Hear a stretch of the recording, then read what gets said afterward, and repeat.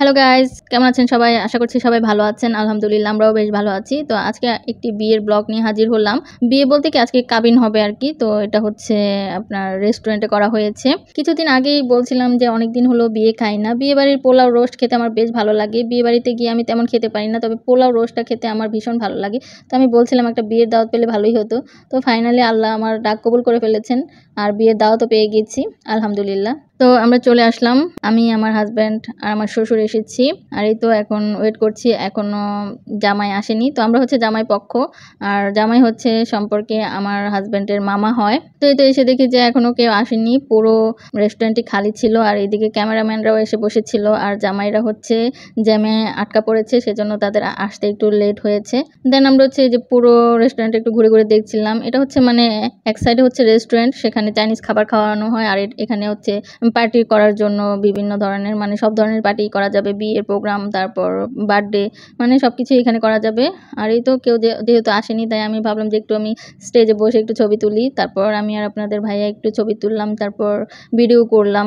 যেহেতু খালি এখনো কেউ আসেনি, এই ফাঁকে আমরা একটু ছবি তুলে নিলাম আর একটু ভিডিও করে নিলাম। তো আজকে হচ্ছে মামার কাবিন হবে, সেজন্য হচ্ছে অল্প কিছু মানুষই দাওয়াত করা হয়েছে, পরে হচ্ছে বড় করে অনুষ্ঠান করা হবে। আর এই তো এখন সবাই চলে এসেছে।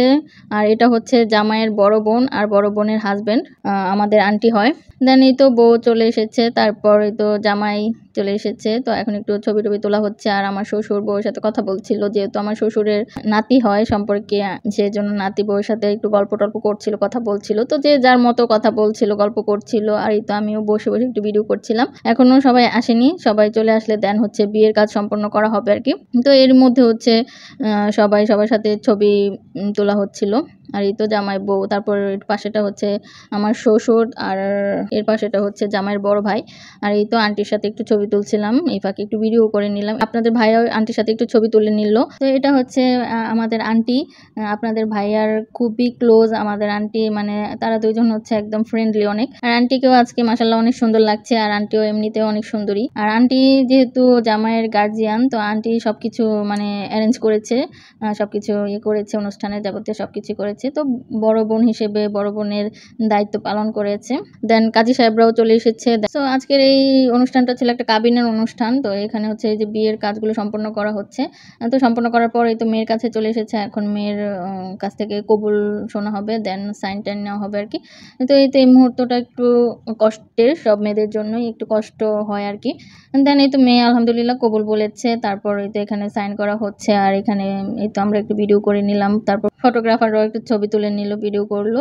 দেন হচ্ছে এই যে জামাইয়ের কাছে চলে আসা হয়েছে, জামাইও আলহামদুলিল্লাহ কবুল বলে ফেলেছে। তারপরে তো বিয়ের কাজ সম্পূর্ণ হয়ে গেছে, এখন জামাই সাইন করে দিল। তো সবাই হচ্ছে নতুন দম্পতির জন্য দোয়া করবেন, তাদের দাম্পত্য জীবন যেন সুখের হয়।